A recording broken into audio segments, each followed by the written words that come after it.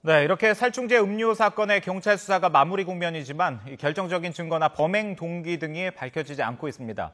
의혹이 계속 쌓여가는 상황에서 피의자 박모 할머니는 여전히 범행을 강하게 부인하고 있다고 하죠. 경찰 수사에 대한 비판도 흘러나오고 있는데요. 이 시간에는 전문가를 모시고 좀 더 자세한 이야기 나눠보도록 하겠습니다. 서울디지털대학교 배상훈 교수 자리했습니다. 교수님 어서 오십시오. 안녕하세요. 네. 그야말로 이제 조용한 시골 마을에서 일어난 엽기적인 사건이 전국적인 관심사가 됐는데요. 일단 경찰이 다음 주 초쯤에 박 씨를 살인 혐의로 송치할 거라고 합니다. 그러면서 이제 증거도 충분하다 이렇게 자신을 하고 있는데 일단 경찰이 그 자신하고 있는 증거들은 어떤 게 있습니까? 가장 기본적으로 이제 박모 할머니의 그 담 주위에서 나왔다는 자연강장제에 살충제가 들어있다는 거.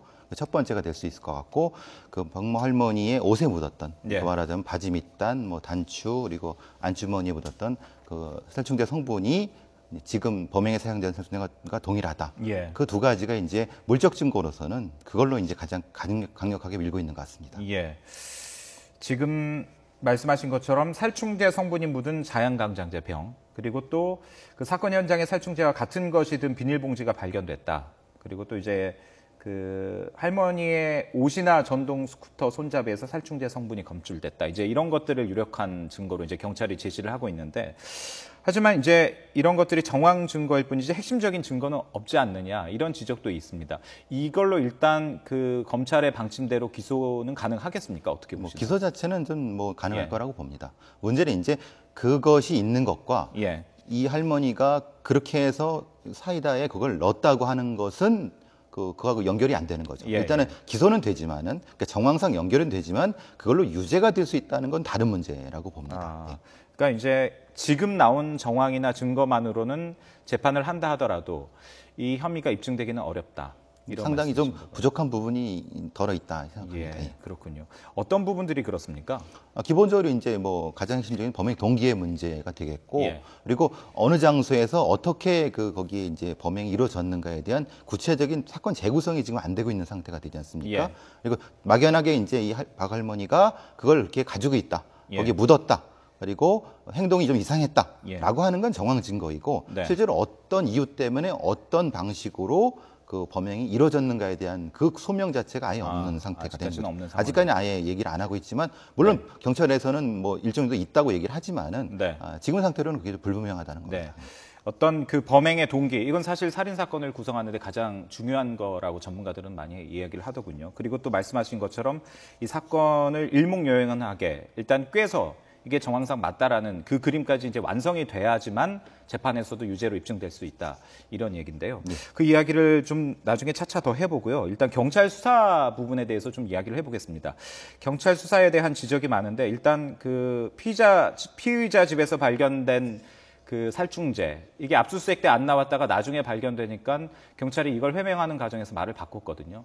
이런 부분들에 있어서 그 전문가로서 어떻게 보십니까? 상당히 미흡한 부분이 많다고 봅니다. 원래 이제 그 어떤 물적 증거라고 하면은 그것이 중요하든 안 중요하든 현장에서 판단하지 않고 일정 정도 다 수거해 갖고 그 다음에 이제 어떤 그 수사 지휘를 받은 상태에서 해야 되는데, 현장에서 판단을 해서 어떤 건 가져오고 어떤 건 안 가져왔기 때문에 나중에 그게 이제 그 가족들한테 지적을 받아갖고 오락가락했다 이렇게 되는 부분이 되는 거죠. 물론 과정상에서 관례상 그런 게 있을 수 있습니다. 왜냐하면 중요도를 떨어지기 때문에 안 가져왔다라고 말은 되는데, 문제는 지금까지 중요한 사건에서는 이렇게 실수를 하게 되면은 신뢰 자체가 좀 떨어지게 되죠. 예.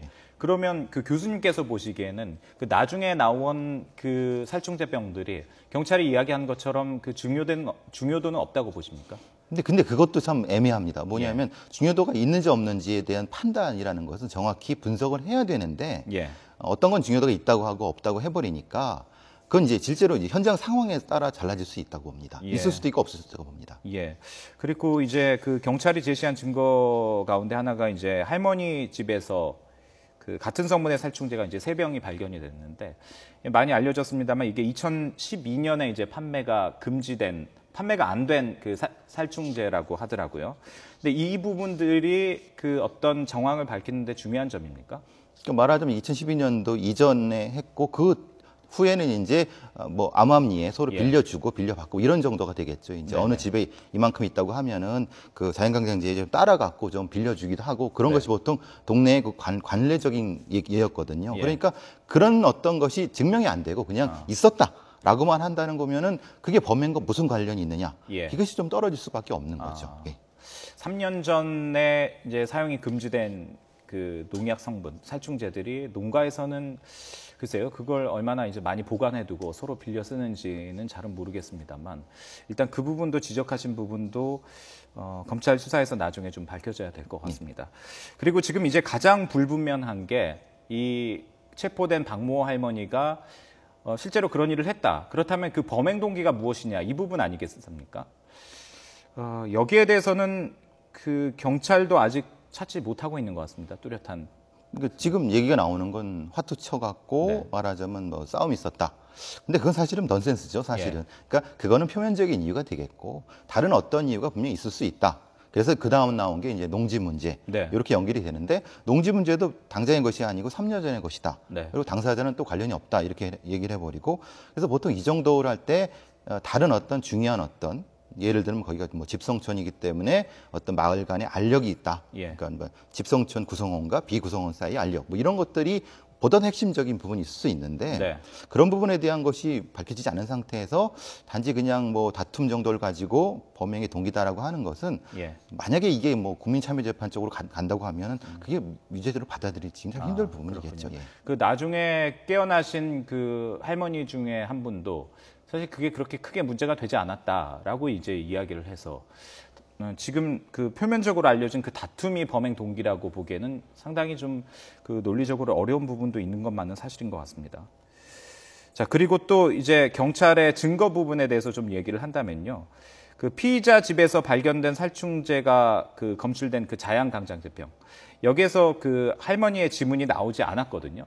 그렇다면 이게 재판을 벌였을 때 그 증거로서 그 효력을 발휘할 수 있을지 이 부분은 어떻게 보십니까? 그러니까 경찰에서는 관례상 이전에 그것이 받아들여진 적이 있다. 이 사건 말고 예. 다른 사건에서 받아들인 적이 있다라고 이제 얘기를 하시고 그렇게 하시는 거고.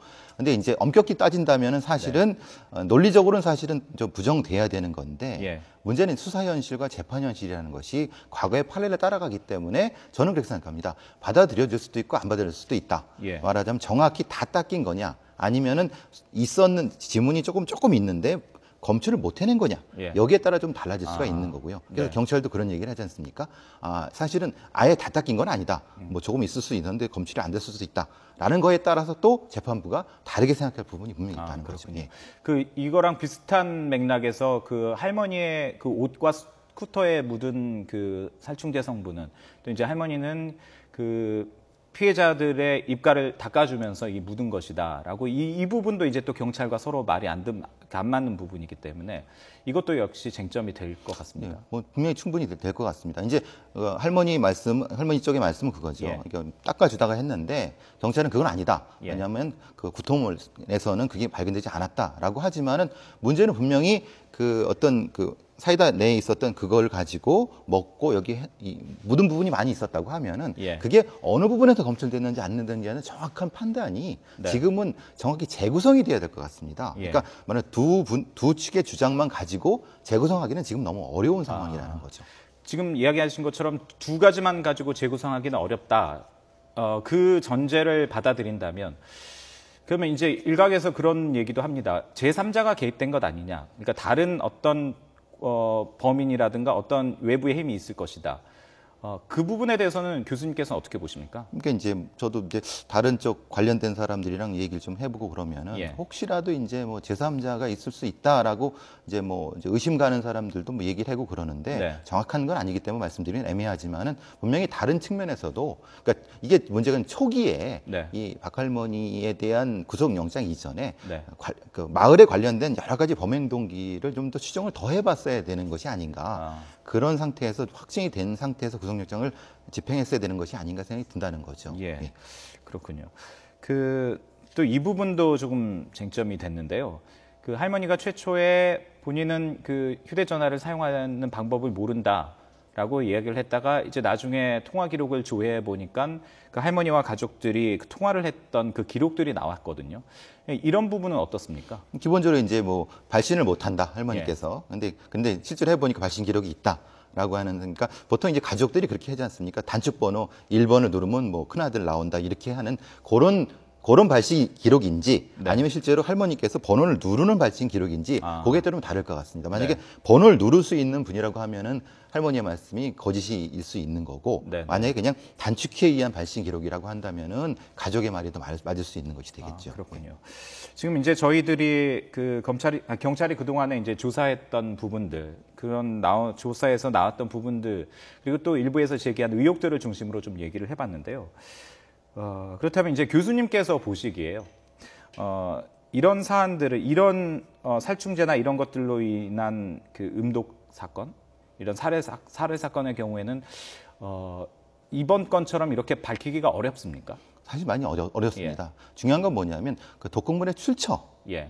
하고 그 흔히 말하는 범행 과정이 사실은 설명되기 어렵습니다. 예. 말하자면 그 독을 거기다 탄 다음에 그냥 방치해 두거나 아니면 이렇게 하면은 그걸 사건을 재구성하기가 너무 어렵다는 거죠. 예. 우리가 뭐 흉기라든가 둔기라든가 이런 걸 가지고 범행이 이루어졌을 때는 바로 그게 추적이 되지 않습니까? 네네. 누가 사용했는지 뻔히 나오는데 네. 이 독극물은 그게 아니라는 거고 예. 더더군다나 문제는 우리나라는 이 농약이라는 독극물이 맹독성임에도 불구하고 관리가 너무 부실하기 때문에 예. 이게 사실 뭐 그 저 시골에 같은 데 가보면 자연강장제 통에 농가에 같은데 이게 많이 버려져 있습니다. 네네. 거기 들어 있거든요. 예. 농약이. 그럼 이게 뭐냐? 그러니까 지금 이 상황이 관련된 거 아니냐? 이렇게 좀 그러니까 관리도 부실하고 상황 전개가 어렵기 때문에 네. 좀 흔히 말하는 유죄 판결 받기도 사실은 사건을 재구성하기도 어렵다는 겁니다. 독극물 예. 사건. 그 교수님 이야기를 들어보면 이게 이제 재판으로 간다 하더라도 사실 그 검찰에서 혐의를 입증하기 상당히 어려운 상황이다 이렇게 얘기를 하셨는데요. 그러면 그 말은 다시 말해서 지금 피의자인 박모 할머니 측에서는 그 무죄를 그 주장할 만한 그 정황들이 많다라는 그런 얘기가 되거든요.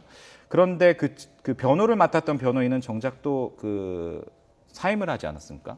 이런 것들은 어떻게 봐야 될까요? 근데 이제 흔히 말하는 경상도 상주 같은 경우라든가 뭐 대구 같은 쪽들이 형사사건 전문 변호사가 그렇게 많지 않을 겁니다. 예. 그러니까 형사사건은 형사 전문 변호사가 해야 되거든요. 아마 거기에서 그런 문제가 생겼을 거라고 저는 생각을 하고요. 예. 그러니까 서울에는 그런 형사사건 변호사들이 많으니까 네. 혹시 그런 과정이 아닐까 저는 생각을 하고 있습니다. 예. 일단 이제 어쨌든 이제 경찰이 이 사건을 검찰로 넘긴다고 하니까요. 이제 검찰에서 좀 더 수사를 해야 될 텐데 끝으로 짧게 그러면 검찰에서 수사 국면에서 어떤 부분들을 이제 좀 더 명확히 해야 된다고 보십니까? 가장 핵심적인 건 범행 동기를 지금 찾아야 되는 거고요. 예. 두 번째는 그 할머니의 옷에 묻었던 그런 약의 어떤 살충약제 그 부분이 어떻게 거기 재구성될 수 있는가 그걸 네. 과학적으로 입체적으로 해보면은 검찰 측이 상당히 유리할 거라고 생각합니다. 예, 알겠습니다.